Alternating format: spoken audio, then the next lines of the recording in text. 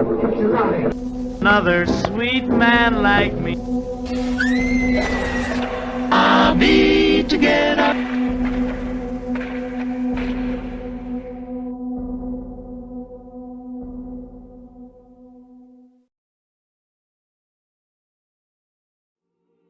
The following podcast is intended for mature audiences. Listener discretion is advised.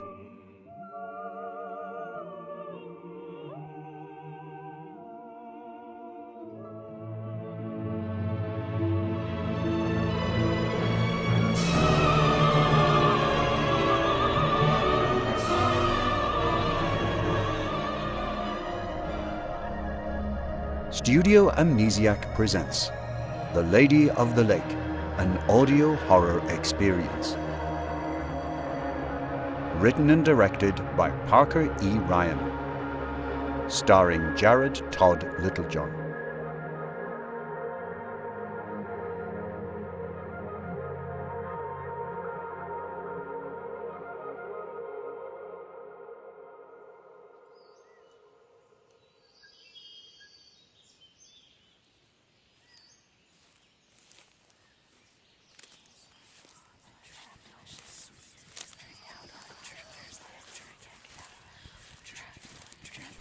What's wrong with you? Nothing. I'm fine. You sure? What do you mean, am I sure? You just sound a little on edge, is all. I'm not on edge. I'm perfectly normal. All right, if you say so. It's Ralph Higgins. There it is. For the past 4 weeks, every morning and night when I'm out on patrol, he's there ranting and raving about ghouls or goblins or whatever the hell he goes on about. These last few days, nothing. No sign of him anywhere. And you're complaining. The way I see it, we finally have some R&R in the morning. Don't get me wrong, it's nice not starting the day with a headache. But what if something happened to him? Aren't we supposed to deal with that? Doesn't that bother you? Here, stay hydrated. Thanks. No, it doesn't bother me. I know you're new here, but trust me, I've been working in this town for a long time. This kind of thing happens. Disappearances? You can call them that, but they've always turned up soon enough. Trust me on this one. Save your effort for when someone important needs you. Patrol ends in 10. Meet you at the car.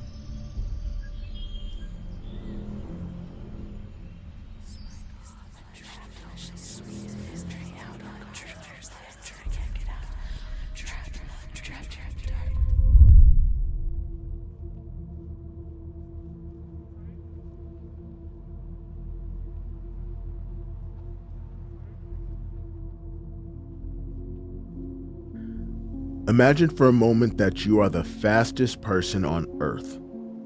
Every action you perform, every thought you have, and every perception you make happens at an impressive speed and productivity.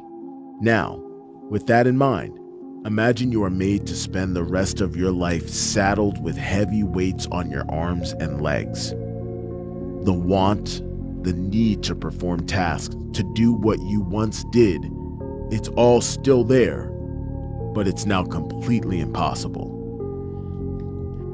Taking a single step takes all the effort you can conjure from within yourself, leaving you too exhausted to proceed. In Dublin, like in any major city, disappearances happened often, and the police were often overworked. Daniel O'Shaughnessy was accustomed to this way of life. One case after the other, but he had been shackled by the town. He would not be the first. He would not be the last.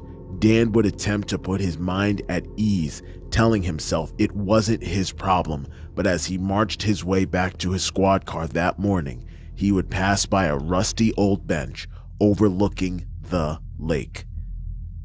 He would notice a familiar cardboard sign, its smeared letters reading, "Trust no one," and his mind would be very much not at ease.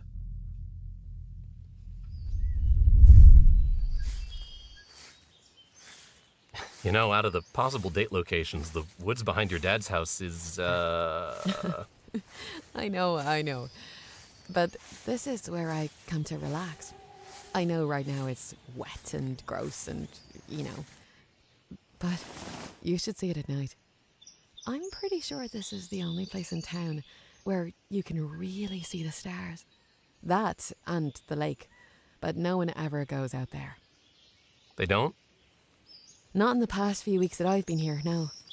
I've never even seen a boat out there, actually. Dad says the docks are just for looking at. Do you know why? Beats me. With all the disappearances, it could be shark infested. Maybe it's a sea monster. Maybe it's some kind of horrible, brain-eating parasite. Honestly, I just try to stay away from it. Yeah. Hey, we've been walking for an hour or so. Are we going anywhere? Oh, just wait. You're gonna love this. Have you ever gone spelunking? You made that word up. No, I didn't. You super did. It's too silly to be real. It means cave diving, dummy. Last week I came out to the woods to look around and I came across this little cave. Come on, we're almost there. So this cave, you've been in it before, right? A bit. I haven't gone past 100 feet or so. Why? Just trying to avoid being mauled by a bear. This town doesn't have bears.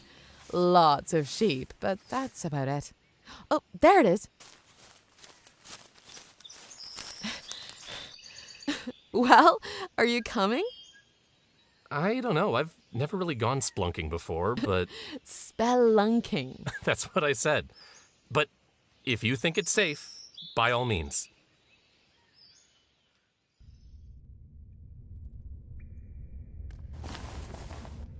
This is it.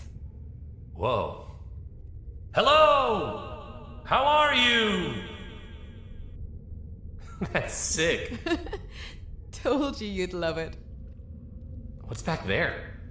I'm not sure. That rock over there is about the furthest I've gone. Want to change that? What? No, it's way too dark to see back there.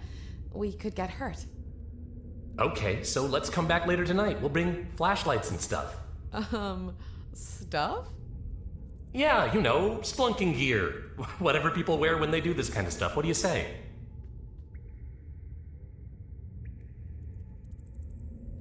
All right, deal. Meet you back here at 7, shall we say?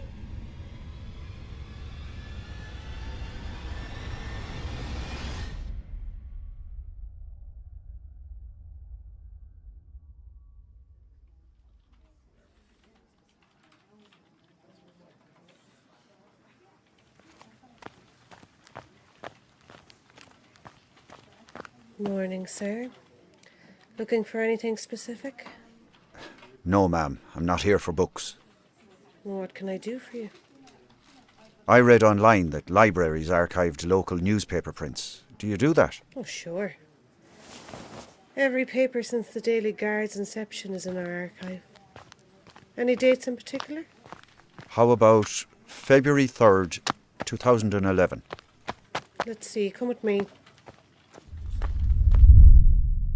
Dan's fellow guards had expressed to him that looking into Ralph Higgins' disappearance would be a waste of time, and there was a small part of him that wanted to agree. But time was the only thing Dan had, so he knew, even if it led nowhere, he had to try. This is our microfilm machine. You may have to give it a moment to turn on. It's rather outdated. You're telling me? This thing is ancient. Our film is in these filing cabinets. They're arranged by date, so you shouldn't have any trouble finding anything. Was there anything else? No, thank you. Okay, 2011. 2011.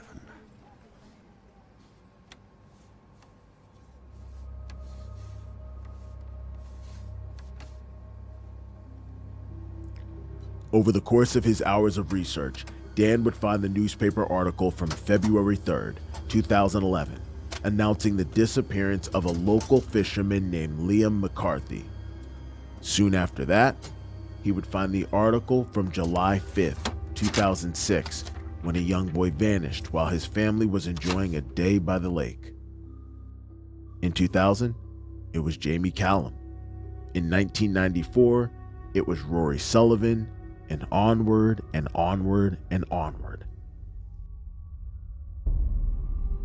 Each article referenced another 5 disappearances that were never put to print. Some had pictures. Most did not.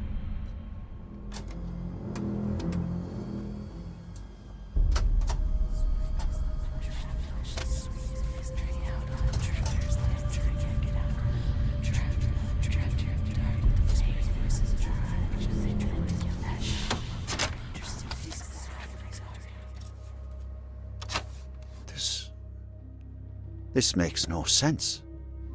How are things coming along, dear? I brought you some water. You've been in here for hours. So many people. Did you know about this? I'm afraid I don't understand. How long have you lived here? Oh, my whole life. Then you must know something about the disappearances. You were here when they happened. Happened? No, they're still happening, sir. What do you mean? They stopped printing about them in 2011. Thought it was old news. But every once in a while, people go away. What do you mean, old news? Well, everyone in town already knows. People stop paying attention for a while. I don't understand. Here, love. Have a drink. The truth is, people get used to anything eventually. Besides, they always turn up soon enough.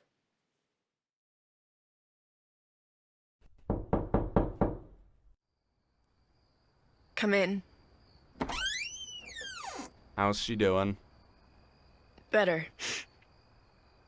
She speaks every once in a while. Really speaks, not whatever that was. She's really frail, though. No matter how much I feed her, she looks malnourished. That's a side effect of hypothermia-induced pneumonia. I'm sure she'll start feeling better when she wakes up. Yeah, you're right. I made cocoa, if you want any. It's warm. Might make you feel better. Not right now. Save me some. I'll warm it back up later. Okay, sure. Let me know if you need anything, alright?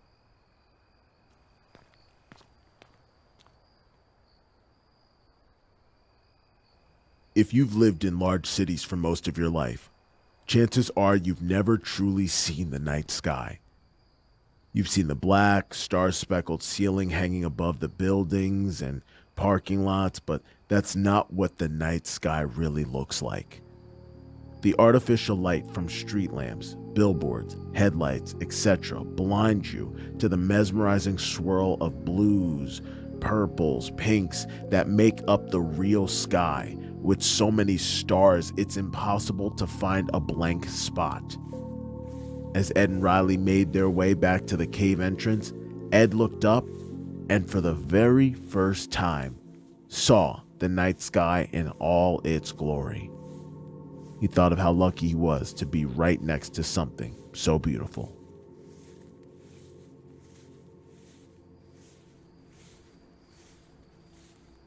All right. We have everything we need? Huh? Yeah, I think so. Flashlights, extra batteries, rope if we need it, snacks. You brought snacks into the wood. What's wrong with that? Nothing. Let's just hope I was right and there are no bears here.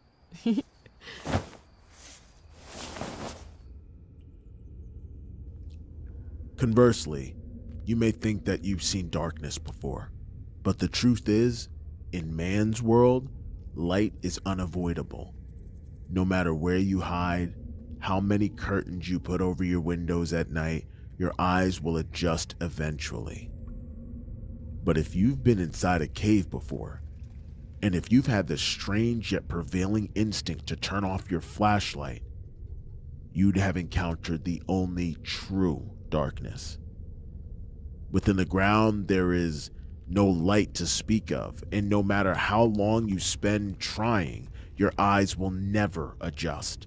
The darkness will never give way.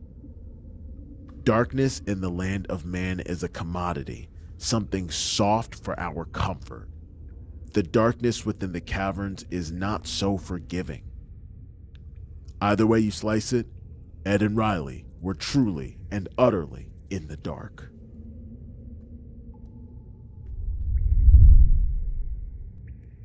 This place is wild.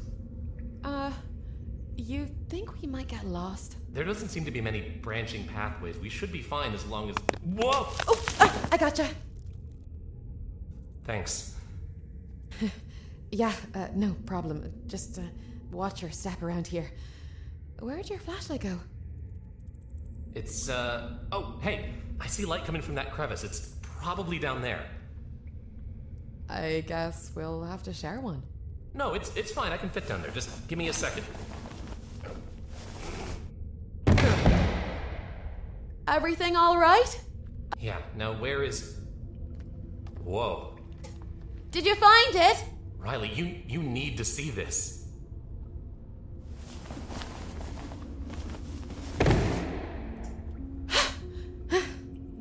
Wow! Oh my word. I didn't even know there could be ponds underground. Oh, Anculin pool. What? An Anculin pool. It's a subterranean pond that connects to a larger body of water, usually the ocean. But I think this connects to the lake. Are you sure you're not just making up words to impress me? If you are, it's working. Yeah, okay. Come on, dummy.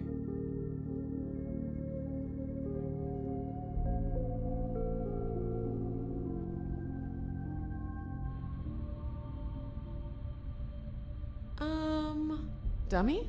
Yeah? Do the walls look different to you? Riley saw that the deeper they went, the more the walls of the cavern began to look strange. Slick and shiny. Soft to the touch, almost rubbery. What the hell? This is weird. Are those... veins? As Ed went to feel the wall, it seemingly tightened, retracting from his grasp by a fraction of a millimeter. This can't be good. Riley, I think we should... Riley? What's wrong?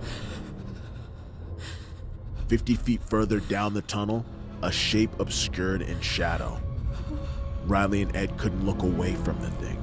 Humanoid, hairless, and embedded in the wall like some kind of embryo.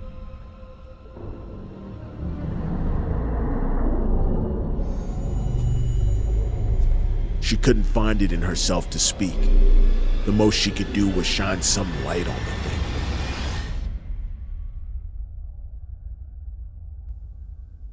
That's when it opened its eyes.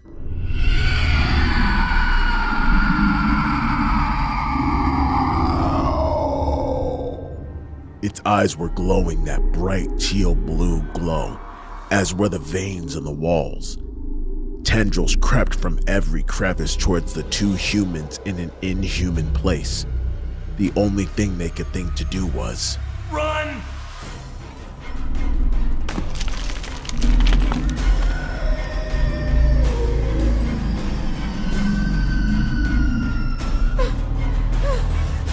There! The crevice! Quick! Hoist me up! Hoist me up! Where's the exit? It's that way! Quick! Move! Ed! It's cut my leg! Help! I've got you! I've got you! Give me the flashlight! What? Now!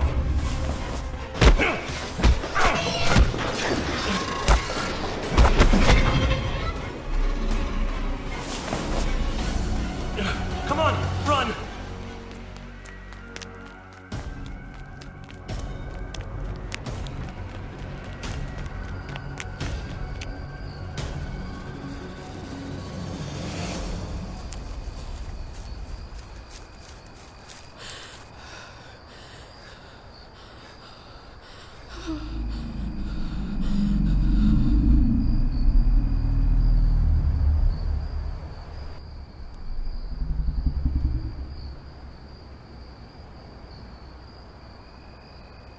Riley and Edgar were safe, for now.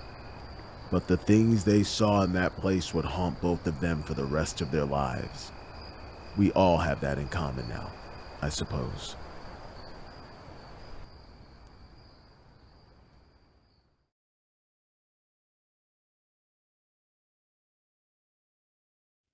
Angie, you awake? I brought you some soup. Eddie didn't know what kind you liked, so we just... Yeah, me too. Angie, I'm so sorry. I'm sorry any of this happened. It's my fault. I brought you here. I made you get on the... lake. What was that? Did you say something? The lake. Where's it? Angie, I think you're confused. I got you out of the lake. You're safe now. I need to get back. Angie, you're not making any sense. I need to go back. I need to go back. Ow! Angie, that hurts. Angie, you're scaring me. Let go.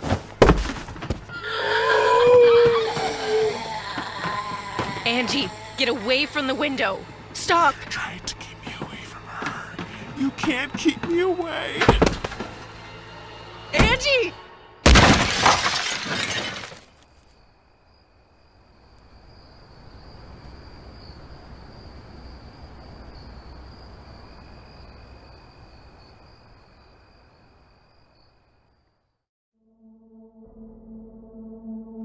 The Lady of the Lake is an original audio horror podcast produced by Studio Amnesiac Entertainment. All rights reserved.